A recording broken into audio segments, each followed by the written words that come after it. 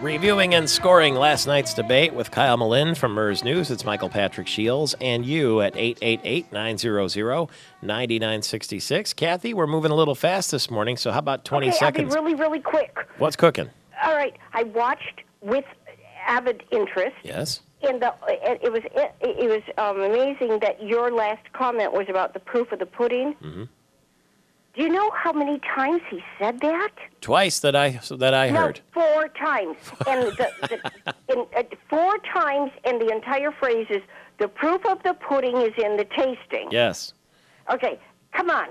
Invent a new line. Well, you know, that it sticks if you say it over and over. And in fact, Rick Snyder's line was, jobs, jobs, jobs. He said that 4 times, too. It's about jobs, jobs, jobs. Oh, he probably did. You know what? I thought Kathy was going to go is that Virg Bonero's been saying that line forever. For as long as I've been covering him. He loves hauling that thing out. And the donut line he likes, too. Pudding and donuts. Those are the 2 things he likes. But you know what? Every time he says it, the donut one, I always chuckle every time he says it. Let's get the follow-up here. Can the budget be balanced? Here was the next question. Do you think you can make expenses match revenues in Lansing? In other words, to eliminate the structural deficit in the first year that you're in office? Mr. Snyder? That's absolutely the goal. To say it's a certainty, until you get a chance to dig in, it'd be difficult to say that. Because my view is it's only when you get there will we get to the full extent of all the issues. If you looked at the last budget, there's a lot of concerns about the budget that are there. Are those numbers really even going to happen? So not only is next year a problem, I'm still concerned about we're going to have a hole for the current year when we reevaluate revenues and expenses. Mr. Bonero. We can and we will. We can and we will balance the budget without gimmicks. And we're not going to rob Peter to pay Paul. If money is set aside for one thing, like the school aid fund, that's what it'll be spent on. Again, I've got experience doing this. I've done it when I was in the legislature. I balanced the budget on time with the legislature. We actually met our obligations. And as mayor, 5 times in a row, balanced budgets, no tax increase. Every year I had people saying we should increase taxes. We tightened our belts. We're delivering more bang for the buck. And what we've done in the city of Lansing, we can do in the state of Michigan. Get in there. Virg Bonero says, I know what's in there, and we can and we will do it. Yeah, it's interesting you picked up on that. I kind of saw this answer as kind of a continuation of the previous answer. I would have just kind of given that one a draw. Okay, there's a draw. But that is one big question, though, isn't it? Which candidate do you think has a better idea of what they're getting into? Should they be Virg definitely has a better idea of what he's getting into. No question. All right, that's a draw, so 1 round each. Next question had to do with what you talked about earlier about the global marketplace. Gentlemen, this issue of outsourcing jobs to China has now dominated 2 elections in Michigan. Mr. Bonero, I want to ask you first, can Michigan and its businesses play in a global marketplace without engaging China? Well, engaging China is one thing, and shipping jobs and R&D. The important thing about this DESIRA position is they're shipping R&D. They're actually helping vital R&D, moving that and helping China to be on the cutting edge, not just shipping jobs there. Look, it's a global economy. We have to operate in a global economy. In Lansing, we are competing and winning. We've grown manufacturing, advanced manufacturing, every month this year. We recently, in fact, it'll be voted on Monday night at Council, secured 160 new jobs for a medical manufacturing company, Symmetry Medical. We were competing with Indiana and Malaysia.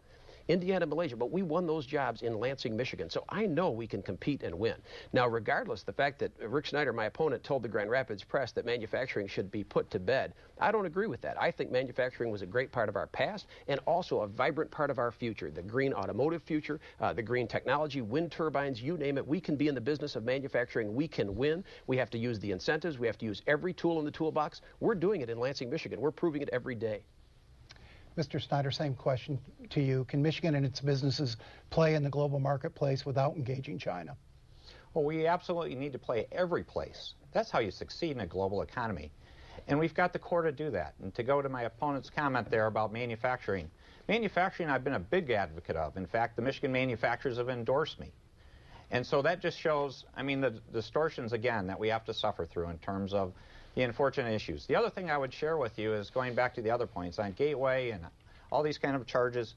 Actually, I will give you the quote from the Michigan Truth Squad on Mr. Bonero's TV ad called Tough. It's a tax on Snyder for being responsible for Gateway outsourcing are simply untrue. It's too bad that we can't talk about the real issue, which you're getting to, Nolan, is jobs, jobs, jobs. We need to stay focused on that, and we need to be looking at how we can export products out of Michigan all over the world. He's definitely better on his feet. I think this time you tried to see Rick Snyder improvise a little bit on the fly, kind of sputtered a little bit, but I think Verge's answer was very clear. I mean, at least he went into this whole acknowledgement that we do need China as a global marketplace. And, you know, I think that he did it while also blending in his message. I thought he did that very well. 2 rounds to Bernero, 1 round to Snyder then. And Rick Snyder there started to get a little agitated. He said it's too bad we have to suffer through these distortions. Yeah, and he kind of stumbled a little bit. He was trying to be defensive while also trying to prove a point. He was trying to do what Verge was trying to do, but hey, you know, he hasn't done this before. So again, we kind of have to judge this debate with a little bit of a handicap because he is a newcomer to the whole thing. We'll continue to judge the debate, get analysis, and get your calls too. Kyle Melinn is with us, mirsnews.com, mirsnews.com. And you can find us in the morning right here from 5:30 till 9. It's Michael Patrick Shields. We're back in a flash.